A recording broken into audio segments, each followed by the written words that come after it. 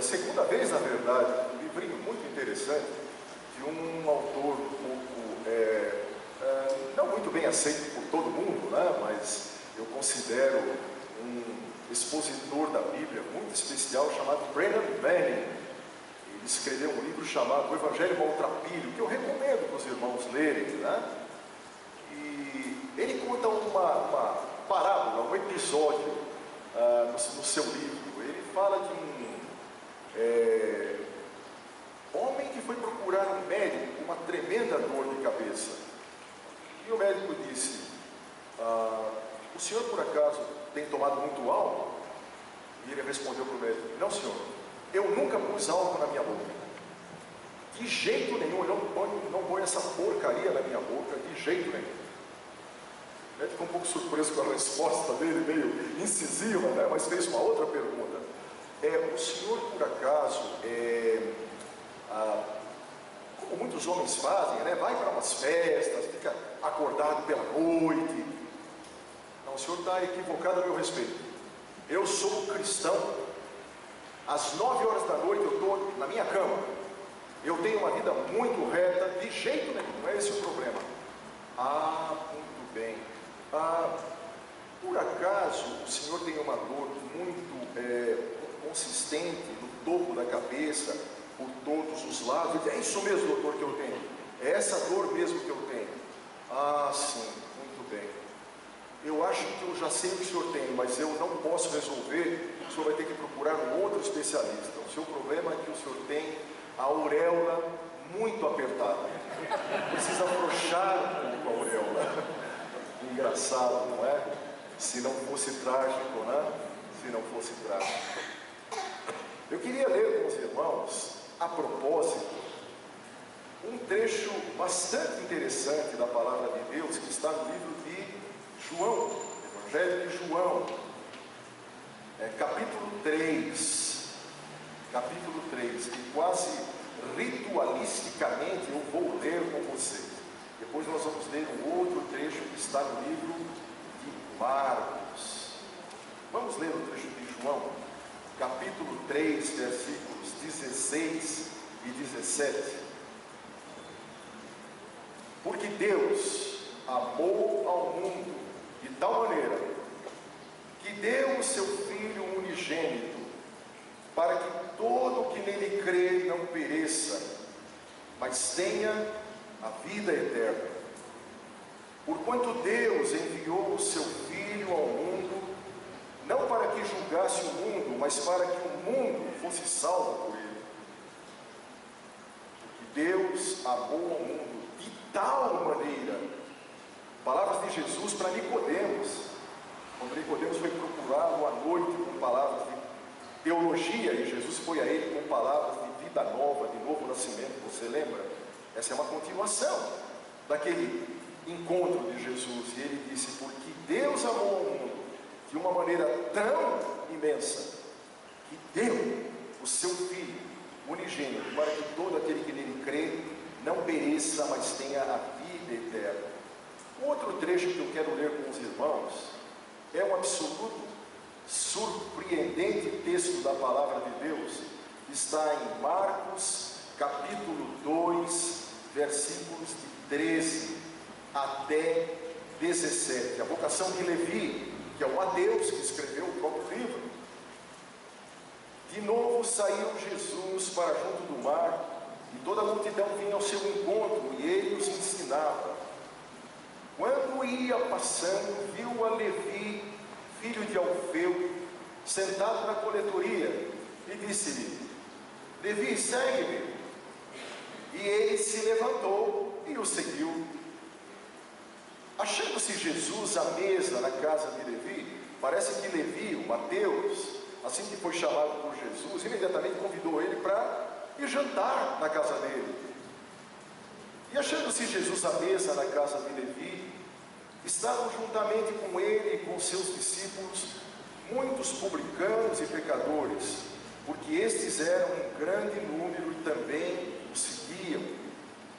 Os escribas dos fariseus, vendo-o comer em companhia dos pecadores e publicanos, perguntavam aos discípulos dele: por que come e bebe ele com os publicanos e pecadores? pecadores.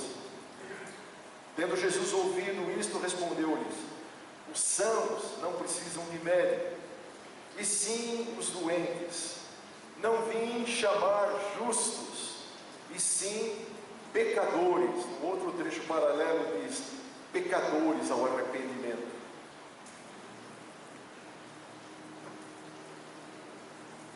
A palavra de hoje eu quero, primeiro é para toda a igreja, para todos os amigos e irmãos, não é? Para todos, mas eu quero dedicar especialmente a todos aqueles irmãos, alguns que já conhecem profundamente a vida com Deus, que têm tido experiências com Deus, mas mesmo assim, sabe que no seu íntimo, que em torno de sua vida, ele tem criado, como muitos de nós temos criado,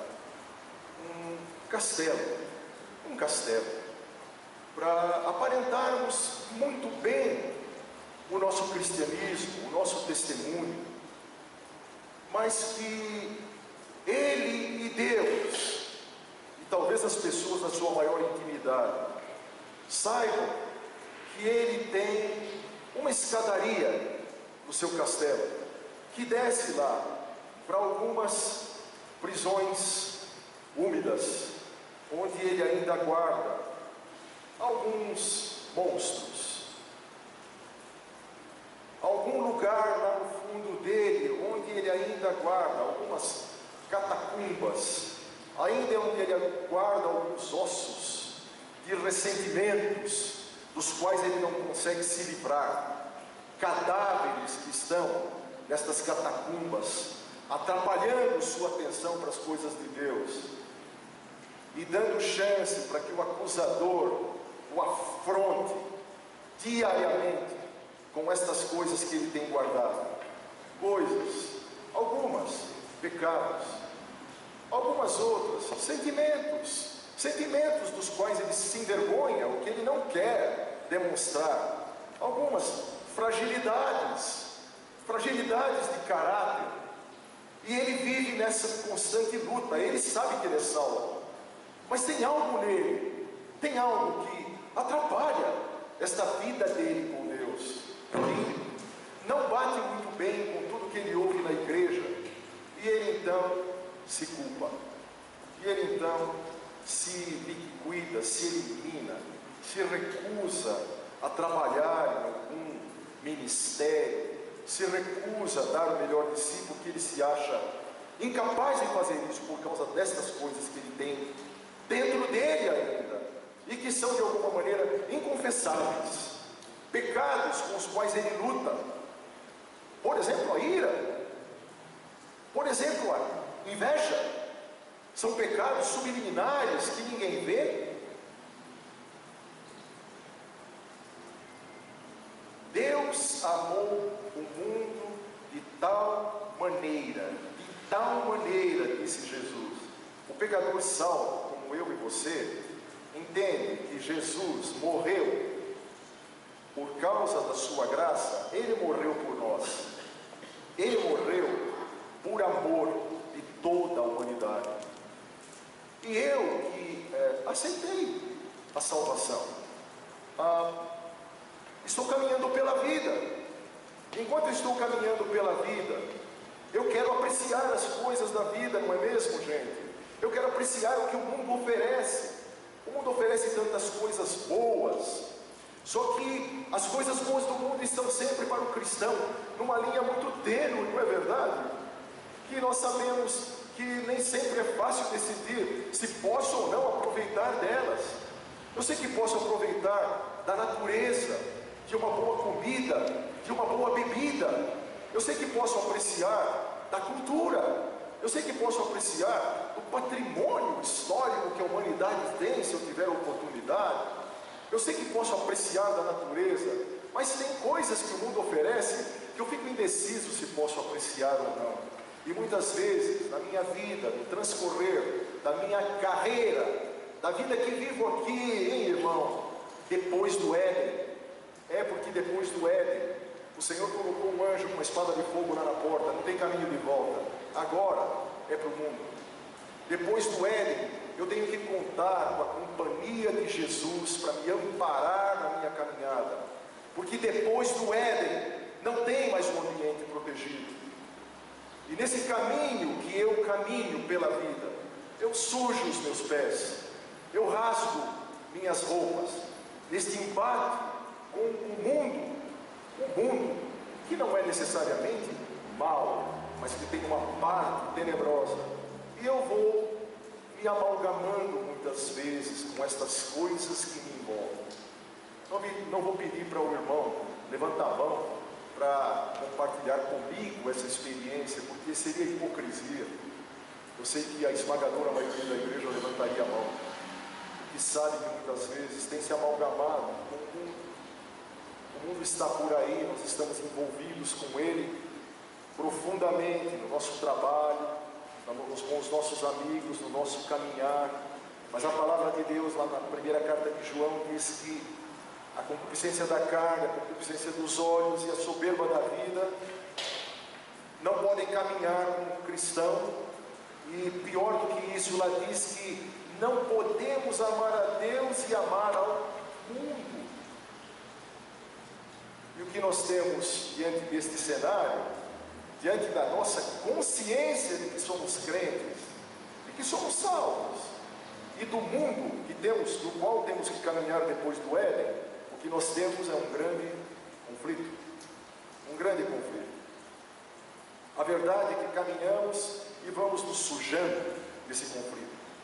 Nós sabemos, por tudo que temos aprendido, que o Senhor está sempre disposto a perdoar, mas algo em nós não repercute adequadamente com esta mensagem. Nós sabemos que não podemos caminhar por mérito próprio, não sabemos caminhar por mérito próprio, e tem que haver uma resposta para isso, porque eu me angustio de sentir que não posso caminhar por mérito próprio. Pois bem, aí está a grande notícia. Que bom que você sabe, irmão salvo por Jesus, que não pode caminhar por mérito próprio, de maneira alguma, não pode caminhar por mérito próprio. Essa frustração, esse desencanto precisa encontrar uma resposta, e a resposta, sabe onde está? Na cruz. Essa resposta está no amor que Jesus mostrou na cruz por cada um de nós. Esta resposta está em algum elo perdido que a gente tem quando fala da cruz, por ser uma história tantas vezes repetida, não é mesmo? A história da cruz é tantas vezes repetida que quando falamos da dor do Senhor Jesus na cruz, nós os cristãos tentamos a começar a fazer teologia. Nós começamos a falar do grande ministério da graça, nós começamos a falar do plano eterno de Deus, nós começamos a falar da justiça divina desde a fundação do mundo. Mas parece que se estivéssemos falando de um parente que tivesse sofrido de algum sofrimento muito atroz, doeria mais em nós do que dói essa morte que Jesus morreu por nós. São as palavras dele, irmão, quando ele disse assim: Deus amou o mundo de tal maneira que deu-se a si mesmo por amor.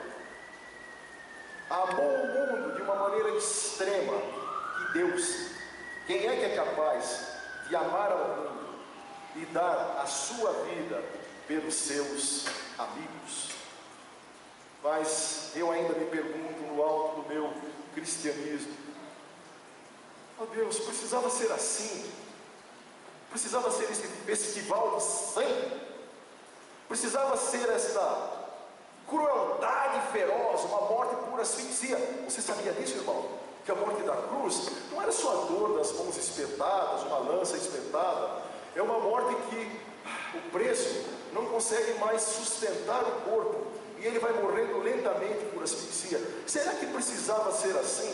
Não poderia ser apenas com uma gotinha simbólica de sangue? Ou Deus, em todo o seu poder, não poderia fazer um grande milagre pela humanidade e evitar essa sanguinolência? tinha que ser essa espécie de estupro coletivo numa favela de Itaquera. Espero que ninguém aqui mora em Itaquera. Tinha que ser alguma coisa terrível assim com o Senhor Jesus. Na verdade, nós não entendemos, como crentes convertidos, não entendemos adequadamente o amor que havia ali. Nós ainda somos incapazes de nos assombrar diante do que aconteceu naquela cruz.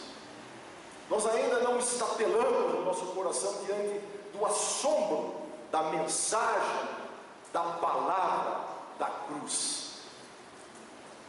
O perdão foi dado na cruz. Este foi o presente de Deus. Nós estávamos na escola dominical, né, Paulinho? E ele leu lá, durante a síntese do Evangelho da carta de Paulo aos Romanos, o capítulo 2, versículo 4, quando o apóstolo diz assim: por acaso ignorais que é pela graça de Deus que você recebeu o arrependimento? E eu disse: puxa, era o verso que eu precisava a mais hoje à noite, para dizer para meus irmãos que o arrependimento, ele procede, vem depois do que aquilo que Jesus ofereceu na cruz. Jesus morreu, me dando de presente pelo seu amor o perdão, e eu recebo o seu perdão e me arrependo depois. É primeiro perdão, depois arrependimento, e não arrependimento e depois perdão. O arrependimento vem da minha aceitação do perdão de Deus. É uma obra que Ele faz em mim, porque eu disse sim ao que Ele fez primeiro. Ele me amou primeiro, como a palavra de Deus nos diz. O perdão vem antes do arrependimento, e ele vem desse amor furioso de Deus por nós, um amor que não desistiu. Jesus sabia desde o princípio, gente. Quando ele falava aqui com Nicodemos, foi bem antes dele ir para a cruz, mas ele já sabia tudo o que ia acontecer. E ele, docilmente, obedientemente, caminhou até o assombro da cruz, porque ele me ama. E nas palavras dele mesmo, né? Deus, o Pai, amou o mundo, e amou de tal maneira. É como se a Jesus faltassem algumas palavras a mais para explicar o que era. De tal maneira, amou de um jeito tão furioso, de um jeito tão estupendo, de um jeito tão grandioso, que Jesus deu a mim o seu Filho. E eu e você sabemos, né? Que o Pai e o Filho são um. Deus se fez carne e habitou entre nós. E antes de vermos a sua glória, vimos o seu sofrimento e a sua dor. Não se trata do que eu posso fazer, mas do que Ele fez. Eu não vou incitar os irmãos hoje à noite a começarem a praticar o cristianismo de uma perna só. Não se preocupem. Mas eu quero falar com os irmãos de algo que talvez te perturba a mim também. Quando você para pensar nos covis da tua alma, quando você para pensar na tua incapacidade de poder cumprir os altos ideais do cristianismo, porque Jesus não deixa nada barato. Nós temos estudado com a Maíra e o Alexandre um livro fabuloso de John Stott sobre o Sermão do Monte. Jesus não deixa nada barato. Ele não assume que você não vai poder cumprir tudo aquilo, mas Ele entende que você não vai cumprir tudo aquilo. Não quer dizer que você vai relaxar com o teu padrão, mas quer dizer que há perdão ali, em cada linha do Sermão do Monte, Mateus capítulo 5, 6 e 7. Eu queria dizer para os irmãos hoje à noite, com muita rapidez, 3 características que podem nos dar uma explicação, se é que eu posso ousar dizer isso, de que se você não confia na tua capacidade, você na verdade está me passando uma boa notícia. A primeira coisa é que esses cristãos cristãos que têm a auréola um pouco folgada, que não têm a auréola muito apertada, são pessoas que saíram da desconfiança para a confiança.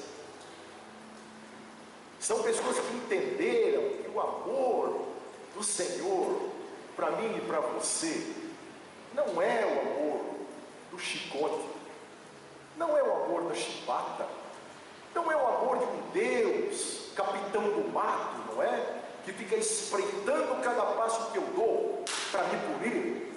Não, Deus é amor, e nós precisamos entender que Deus é amor, e que o fato de você entender que Deus não trata você como uma vítima da Inquisição espanhola, não é? Como Ele não te assa na fogueira da Inquisição, não significa que você vai viver um evangelho fraco, incolor, amalgamado com o mundo. Muito pelo contrário. Se eu e você pudermos entender que Deus é amor, nós vamos nos libertar desse sofrimento quando entendemos que nós não somos nada, porque nada é o que nós somos, nada diante de um Deus santo, é tudo o que nós somos. Mas o crente que tem as auréolas folgadas, ele tem uma confiança total que este amor o está atingindo, o está cercando por todos os lados, que ele não está sendo penalizado por um Deus que está pronto para esmagá-lo por causa de seus pecados. Nós admitimos meio facilmente, não é? Não é mesmo? Que a gente peca. Nós somos salvos pela graça, mas a gente peca. Mas quando você para pensar que você peca, e quando você para pensar no que você peca, você diz: Senhor,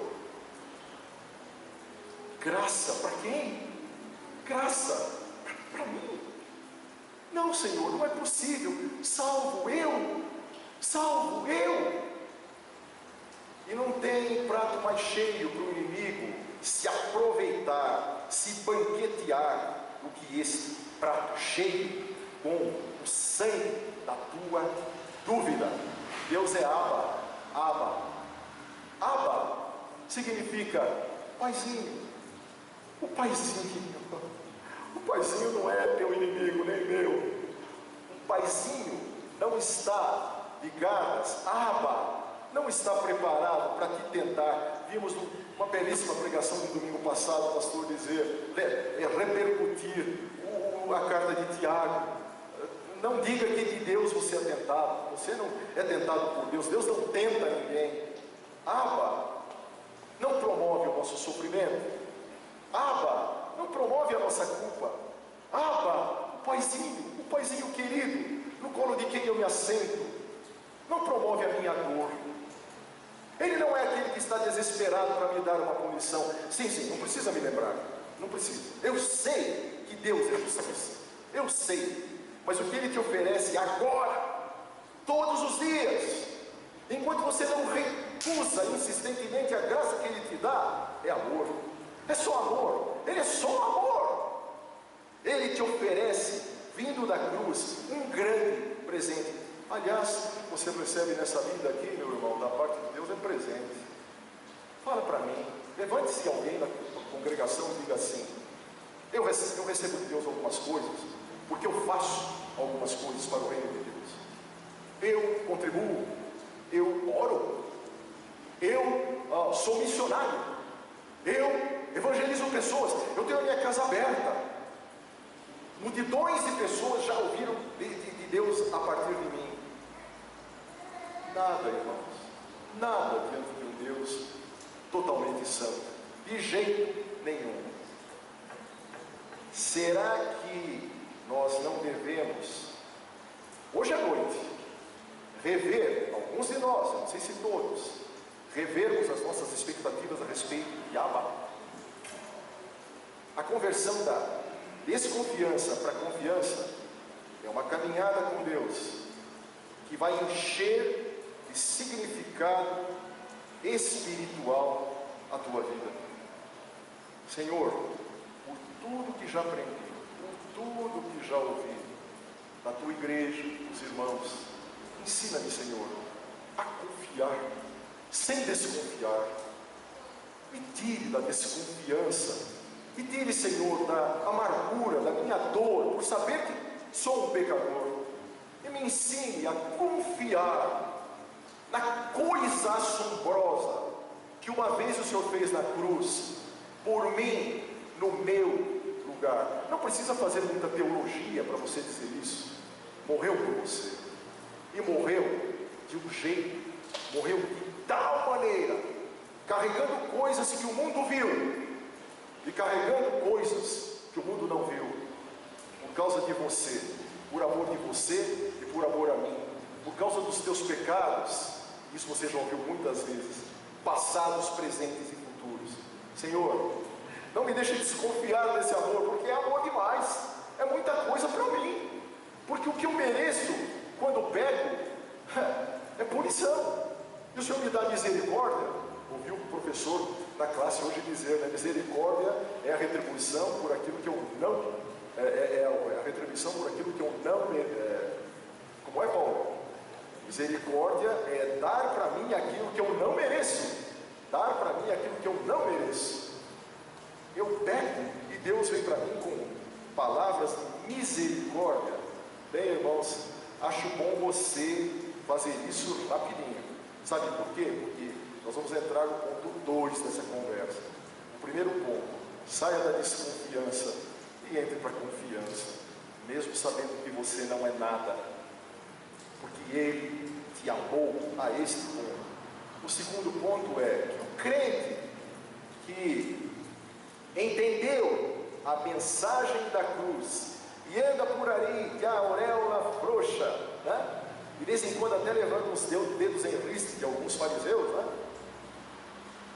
Ele entendeu que ele é um pobre de espírito. John Stott escreveu uma página. Eu não peguei o livrinho do John Stott. Será que a Vera pode pegar para mim aí dentro da minha bolsa o livrinho do John Stott, Vera? Um livro chamado Contra a Cultura Cristã, a mensagem do Sermão do Monte. Ele coloca de maneira surpreendente essa primeira bem-aventurança. Será que você pode ouvir um pouquinho? Eu vou ler, é muito rápido, é um trecho bem pequeno. Obrigado. Página 28. Ele diz assim: ser humilde ou pobre de espírito é reconhecer nossa pobreza espiritual, ou falando mais claramente, a nossa falência espiritual diante de um Deus justo. Pois somos pecadores, sob a santa ira de Deus, e nada merecemos além do juízo. Nada temos a oferecer, nada a reivindicar, nada com que comprar o favor dos céus. Nos tempos de nosso Senhor, quem entrou no reino não foram os fariseus, que se consideravam ricos, tão ricos em méritos que agradeciam a Deus por seus predicados, nem os zelotes, lutadores, guerreiros, que sonhavam com o estabelecimento do reino com sangue e espada, mas foram os publicanos, as prostitutas, o refúgio da sociedade humana, que sabiam que eram pobres, que nada tinham a oferecer nem a receber. Tudo o que podiam fazer era clamar por misericórdia, clamar pela misericórdia de Deus. E ele termina esse trechinho dizendo assim: e o surpreendente é que Deus ouviu o seu clamor. Eu vou um pouquinho lá até Isaías, se os irmãos me permitem, 41, 17 e 18. E num trecho, eu quase que chamo Isaías de o Evangelho segundo Isaías, porque Isaías fala tanto de Jesus, não é mesmo? Parece um Evangelho. Num trecho aqui, em que ele profetizava sobre o suscitamento, ou a suscitação de um Redentor, ele diz assim: os aflitos e necessitados buscam águas e não as há, e a sua língua se seca de sede. Eu e você necessitados maltrapilhos, carentes da graça. É isso que nós todos somos. A sua língua se seca de sede, mas eu, o Senhor, os ouvirei. E eu, o Deus de Israel, não os desampararei. Abrirei rios nos altos desnudos e fontes no meio dos vales. Tornarei o deserto em açudes de águas, e a terra seca converterei em mananciais. Todo mundo ouviu a história daquele médico essa semana que replicou novamente uma receita a pedido de um farmacêutico que não tinha entendido o remédio que ele tinha colocado. Vocês viram essa notícia na mídia, não? Essa semana? O farmacêutico devolveu a receita para o médico e disse: desculpe, eu não entendi a sua letra, o senhor poderia prescrever novamente? E o médico prescreve para ele, dizendo assim, como se fosse uma cartinha: ao ignorante analfabeto farmacêutico, aqui está novamente a receita com letras garrafais, ou algo dessa natureza. Causou uma indignação em todo mundo.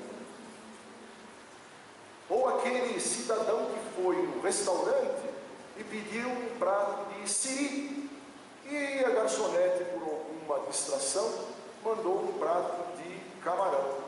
E esse homem fez um verdadeiro escarcéu, porque não era camarão. Ela não entende a diferença entre siri e camarão?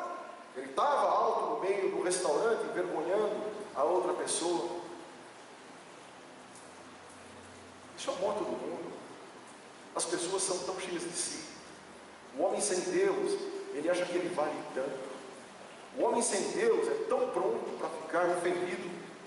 O homem sem Jesus, ele acha que ele tem tanta coisa por que cuidar, que ele toma um cuidado pavoroso com o que diz.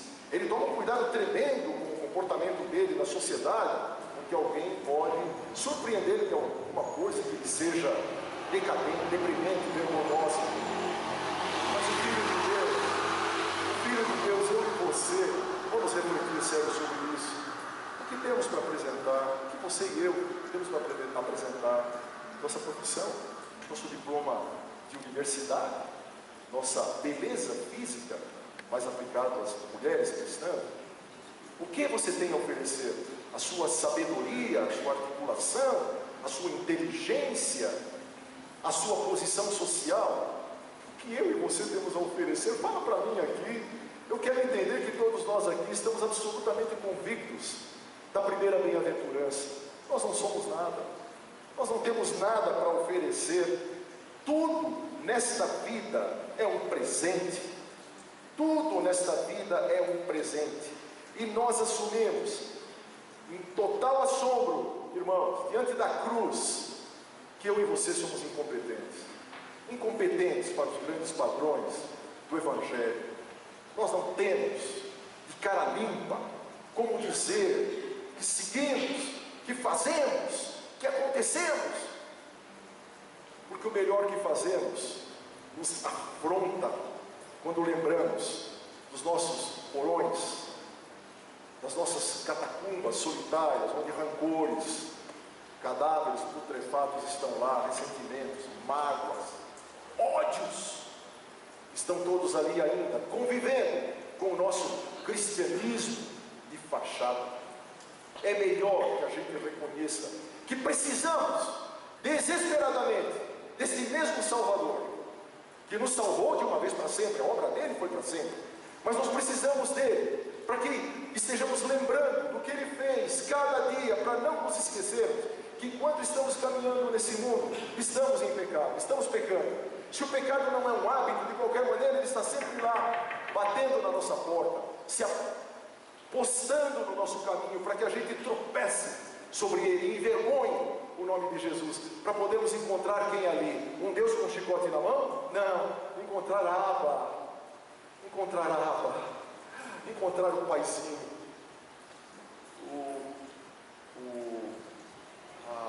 Senhor, nosso irmão Homero, ele gosta muito de Abba, ele não está aqui hoje.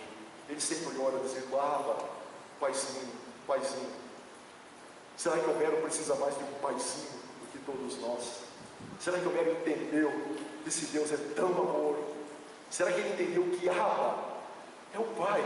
que ficou olhando para o horizonte o tempo todo, esperando aquele filho voltar. E quando aquele filho voltou, ele não teve uma palavra de reprimenda para aquele filho. Será que é desse Abba que nós estamos precisando? Estamos precisando acima do nosso legalismo, acima do nosso farisaísmo, acima do nosso cristianismo de verniz. Não estou acusando os irmãos, apenas estou pedindo para que você olhe. Se você não tem, como eu tenho, algo desse cristianismo que não entendeu direito o perdão de Deus dado naquela morte assombrosa da cruz. Aqueles pobres de espírito estão conscientes do seu pecado, até porque reconhecem que foi o pecado que os levou ao Gólgota, que os levou ao pé da cruz. Eles sabem que pecam, estão conscientes de sua incompletude. Irmãos, eu digo para vocês que eu, José, estou muito consciente da minha falta de interesse, da minha falta de completude. E que eu, José, que vos falo, como um irmão que está sentado nesse banco todo domingo, digo para você que eu não poderia sobreviver sem este assombro do que aconteceu na cruz. O Senhor Jesus, com as mãos ensanguentadas, me entrega perdão. E tudo que eu faço é dizer: Senhor, eu aceito, até porque eu não tenho outra coisa a fazer na minha vida, a não ser aceitar. E quando eu aceito, eu me arrependo. Eu não posso conviver com esse perdão sem me arrepender. E a terceira coisa, o crente, eu queria contar uma ilustração do ponto anterior ainda, né? A mulher pobre de espírito, a mulher de oração da igreja, né? Todo mundo praticamente endeusa aquela senhorinha que ora pelos irmãos. Todo mundo sabe que ela não abre a boca na frente da igreja, mas ela é uma mulher de oração. Havia uma mulher assim, numa determinada igreja, contado no livro do Stott, e a mulher foi procurada por alguém e disse assim: eu queria tanto saber da experiência mística maravilhosa que a senhora deve ter nas suas noites de oração, que nós sabemos que a senhora passa noites e dias em oração por amor dos outros. Qual é a tua experiência com Deus? E a velhinha responde: a minha experiência com Deus é de horas e dias e semanas de completo silêncio, em que Ele não me fala absolutamente nada, até que num determinado momento Ele resolve me dar. Pobre de espírito, uma mulher pobre de espírito. Ela sabe que não se vive de grandes emoções na oração, não se vive de grandes estertores, não se vive de grandes visões, não se vive de grandes aparições. Isso não é coisa do cristianismo reformado. Claro que Deus pode fazer tudo isso, mas uma mulher de oração, um homem de oração pode ser uma bênção para a sua igreja, para o seu povo, e simplesmente ser alguém que diz assim: a maior parte do tempo, porque eu sou um pecador, eu experimento o silêncio de Deus, mas eu continuo orando, até que Deus me dê aquilo que eu peço, eu continuo insistindo. O pobre de espírito, você já pensou que será discutir com o pobre de espírito? Você já imaginou o que é afrontar o pobre de espírito? Você não consegue afrontar o pobre de espírito, não é? Ele não se ofende com nada. Ele é tão manso porque ele tem uma consciência tão grande de que ele não vale nada. Ele sabe de onde veio, ele sabe do lugar de onde ele saiu. Você já percebeu como o pobre de espírito, ele é alguém que escuta o tempo todo, mas o que fala o pobre de espírito tem a boca pequena, ele não fala muito. E parece que depois que você falou tanto com o pobre de espírito, você sente que ele saiu tão abençoado por tantas coisas que você falou, porque ele reflete tanto aquilo que você falou. O pobre de espírito parece que escuta tudo que você fala, e ele atrai para ele, o rosto dele sai iluminado. Que coisa boa que é o pobre de espírito. É alguém que sabe que não tem nada para ensinar, ele tem muito o que aprender, então é aquele que escuta. Meus irmãos, acho que o nosso maior problema é a boca muito grande, não é? Não escutamos devidamente para poder aprender A pobreza de espírito impõe o silêncio. A pobreza de espírito impõe a contemplação de quem sabe que a única coisa que ele tem é o perdão de Deus. O crente que entendeu a mensagem da cruz e anda com a auréola frouxa porque é totalmente pobre de espírito. E o terceiro e último ponto, o crente que anda com a auréola frouxa porque ele é honesto. Ele é honesto. Ele não esconde de ninguém a sua situação. Ele não está preocupado em se acobertar, em se defender. Ele não usa truques de linguagem, ele não usa estratagemas, ele não usa escapadelas, sutilezas, para que todo mundo diga: oh, lá vai um homem de oração, oh, lá vai uma mulher de Deus. Veja como ela tem amor pelas criancinhas, veja como ela cuida das velhinhas. O crente, e pelo Espírito Santo de Deus, sabe que não é nada. Ele sabe que muitas vezes ele não é amor como deveria ser. Ele sabe que ele deveria amar a todos, e muitas vezes ele sente que alguns é difícil de amar. Ele sabe disso, e ele entrega para o Senhor. Ele entrega para o Senhor. Ele é honesto, ele não se engana a respeito disso. Ele sabe que ele tem apelos, mistérios interiores, que muitas vezes nem os próprios de sua família são capazes de identificar. Ele sabe que ele tem um terreno, uma terra de ninguém com Deus para resolver, para ajustar. Ele sabe disso. Ele sabe que não tem o que entregar. O crente que anda com a auréola mais soltinha é alguém que, em primeiro lugar, ele partiu da desconfiança para a confiança total. Ainda que não haja muita explicação, ele confia na capacidade de Jesus de perdoá-lo. A segunda coisa é que ele é pobre de espírito. Ele atingiu esta bênção da primeira bem-aventurança, porque sabe que por si só não é ninguém. Mais ou menos como o juiz, né? No jogo de futebol, o juiz do jogo de futebol, que você está correndo, suando, e 1-0, e ele já fez o primeiro gol. Os 15 minutos do primeiro tempo já está 4. Dali a pouco está 7-1, né? Dali a pouco está 7-1.